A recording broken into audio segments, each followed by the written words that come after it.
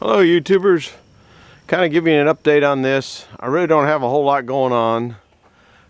Been working on this for 2 or 3 days now, on and off as the heat comes in and heat comes out. I think it's about ready to hold a Mack truck up, or at least a train, I guess. I ended up putting a couple bolts in here. I redid this piece here. I didn't like that because it was at a level angle. But then this way here, it captures the right angle of the board here, which I got to the right angle of the board in there. Why I never replaced that board, I got no idea. I might do that in the future, but I'm tired of playing with this thing. And that's another thing. This board here has got such a bow in it, and you can see the heart. That's what happens when you get a bow. That this thing is actually, I don't know if I guess you can see it here, wobbles like a duck's butt. So I'm gonna change. I'm gonna put probably make just a couple little shims to put in there out of steel, and just put them in there. I might change that down the road, but I'm not going to change it today or with this. I might cut if I get another beam, I might cut it down and put in there. I'm just tired of messing with this thing. I want to get back to sawing a couple pieces of wood. Now these are just kind of, well, they're put in there. I got 4-inch nails in there. I got all sorts of nonsense in there. I don't think it's going to go anywhere. I put this one here in, just to kind of tie it in. There's not actually anything to tie in over there. I'd have to go way out. We'll go over there. I wanted these sides open, and before I had all sorts of stuff holding it up. And I didn't like that. I couldn't get into the sawdust pit, because the sawdust pit, you're in the sawdust pit more than you think. But this has got this up where it's supposed to be. I don't know if you'll be able to see it, but we'll go in here. Have you ever been in a sawdust pit before, guys? Here's the blade. And there's the board that comes across here. I'm gonna get some of this off, but I used to have this all totally enclosed. In other words, like, so it came over this way, and all the back I had it angled up all the way. Well, I'll crawl back out.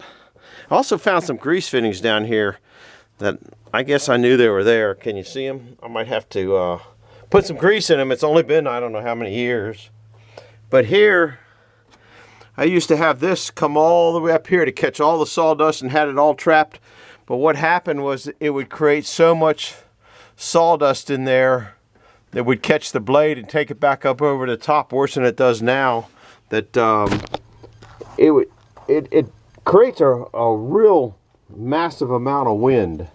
It's kind of like a siphon effect, I guess, or I don't know how to explain it. But when something goes by something else, it pulls both in together. I don't know what that, there's probably terminology for that is beyond my brain. Anyhow, these are, if you ever look under sawmills, sometimes you see problems with sawmills where up there on the inside and this outside, when the carriage goes across it, it would go down and go up. I've seen that happen with big heavy logs. So a long time ago, I put that extra support in there across the mud sills, or just down from the mud sills. And then what I do is, you can't see it, but there's a bolt up there, and under here someplace, see that I can run that bolt up and push that up to make sure there's a lot of tension as these boards go down. It just makes it a little more steady. This set of tracks and stuff they're actually in pretty good shape. But I put three 2x4s here. I think that might be part of my mud sills. But then I tied this in, and then you got this one here, which can push the track up also. Haven't been on this side of the blade, and the wheels, they get so dirty. Everything gets just, these are Babbitt bearings in here. You can't see them, but they just make a mess, because you oil them all the time and they bleed all the time and all that kind of stuff. This was something that I put on there. This was a a scrap from someplace else off a AC unit that they junked, and we put these pieces all over. This was the top of the hut. I think I'm going to put another one on these because what you can't see is up there, the rain gets in there, comes down here and washes down into the sawdust pit, and just kind of keeps it wetter than it needs to be. Here's the back thing. I still got to put one more brace in from here under there. They're not in the same location as the front because as this comes down, I can't get the support up as high, but I don't really think it's going to make any difference. I could probably not even put that support in there and it probably wouldn't make any difference. Big 5/8 bolts in here. That's about it. I don't have a whole lot going on. Like I said, I've been working on different things. I went to a real easy job in between things. I needed, I can't think what I'm thinking of, but I needed it. Oh, what was it? Anyhow, I needed this little come along, and this was the come along. Well, the cable went bad on it, and it went to the point where it got this way and wouldn't go in and out. I knew I had another cable up at the house, so I decided to put it on. Okay, so that, you know, no big deal. You pull it out, you put it on. Wrong. There's an Allen set inside that you got to take out. So then I had to go find an Allen wrench.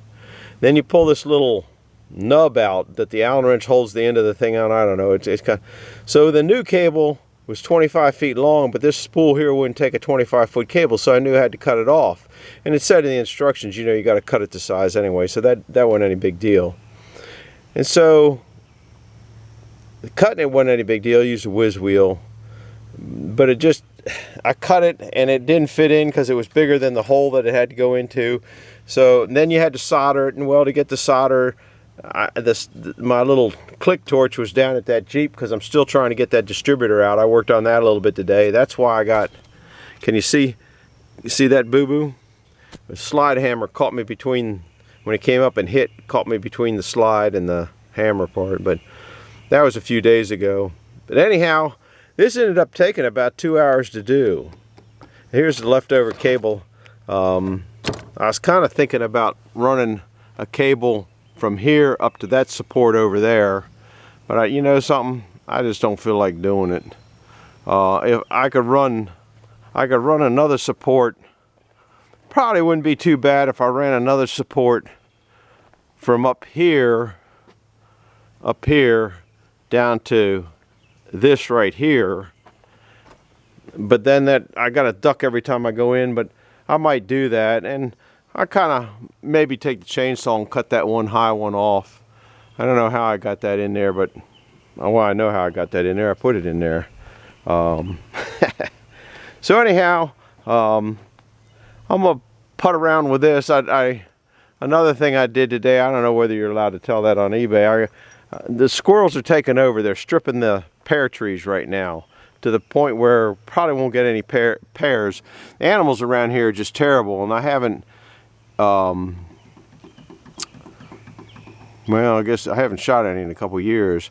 I usually shoot about 30 or 40 a year, and I haven't done it in a couple years, and there are hundreds of squirrels here. And they're just too numerous.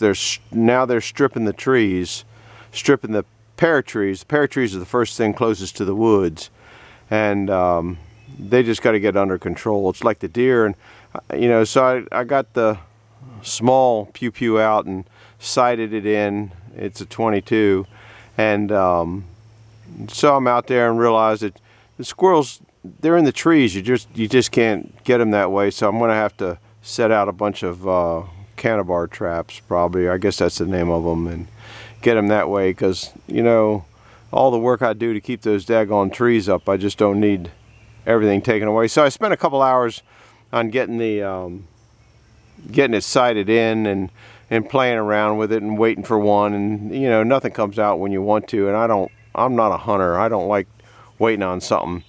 So finally, you know, went in and ate dinner and came out, and sure enough, there's one right down there, right under the tree, and I go, oh man, I'll get him. And right as I'm about ready to take a you know, aim at him, deer walk out there, There's like 8 deer out there, and they're walking all around, and he skedaddled, and that was done. And then another one came out, and the deer walked like they're walking over to him. It's the daggonest thing I ever saw.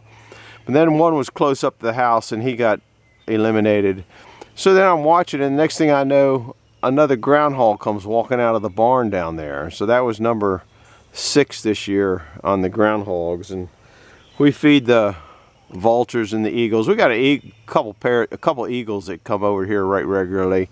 I've done a couple videos on them, and they're just, I like feeding them, and I'm gonna hopefully feed them some squirrels.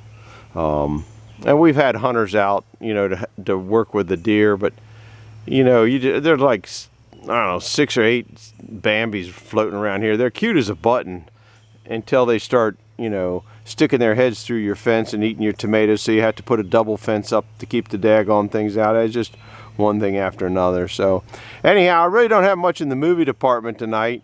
I have I got to do a lot of cleanup, and I'm not really good with cleanup on the computer to get rid of a bunch of other videos. I got to get them off of there. If I don't get them off of there, I don't know which ones I've already showed you, and that's why I don't like the times to go to 30, because I kind of sort my videos by the time and the date, and then for some reason the computer clock and the camera clock don't jive by a few days, and that really messes me up. So if I do the videos and I cut them shorter than 30 minutes, then I don't have 3000, 3000, 3000.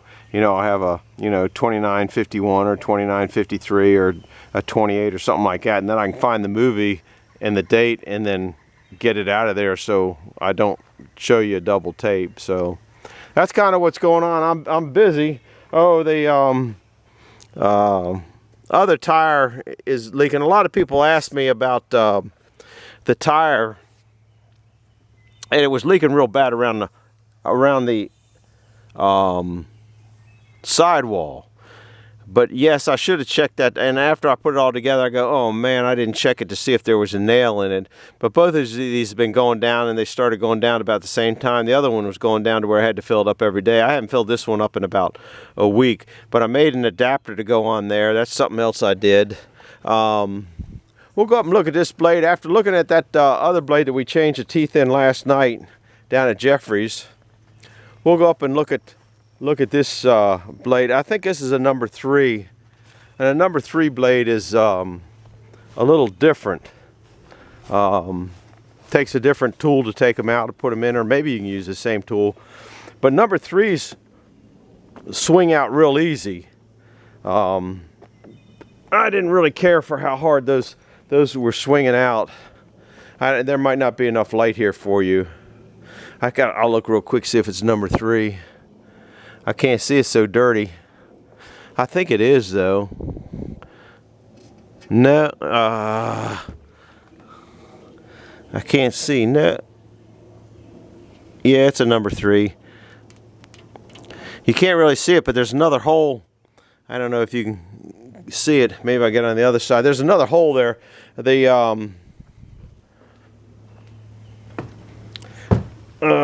me turn the lights on here. Not that it's going to help a whole lot, but it might help a little bit if the battery's still dead. I've been having...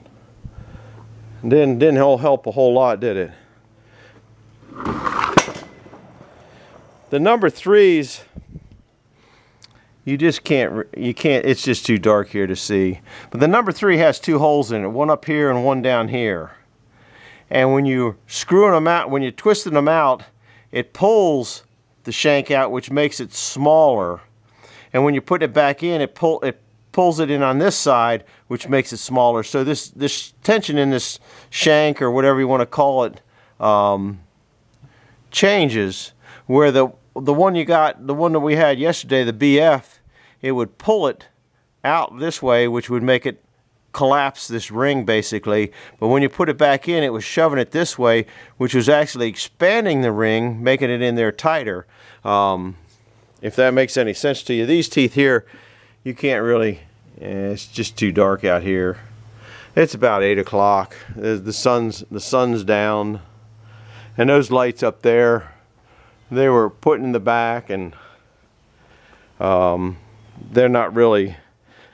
Back when I did this, you couldn't get there weren't LEDs. There wasn't such a thing as LEDs. So those are old tractor lights up there, and slowly selling off the tractor lights. Now I've got a bunch of LEDs to put up here, but you know, it ain't easy getting up there. I got one there. I got another one to put up over there. I got all sorts of LEDs to put up in here. I bought a case of them, but I'm not really. Now you got 4-foot LEDs, and that works pretty good on the #1 sawmill.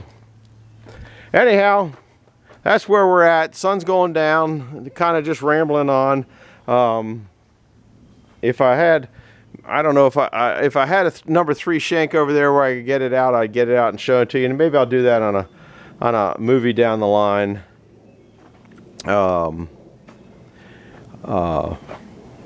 Can't think what I forgot. But I know I always forgot something, because I always do forget something. That's what that looks like. I guess I could start it up and run it. Maybe we'll do that. Got to at least make it go around, don't we? It should go up there and run all right.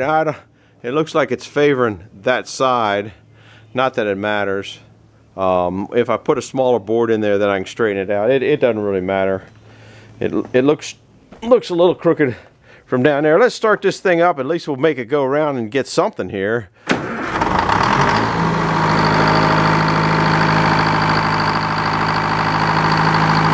it's not charging. When you activate the alternator, it charges. When you take it off, it stops. Let's see if this thing will go.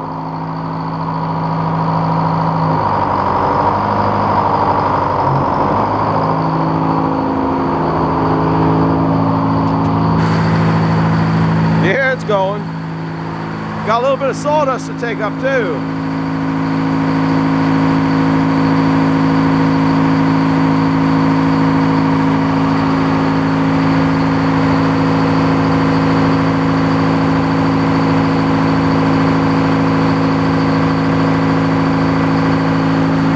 Well, that's about it.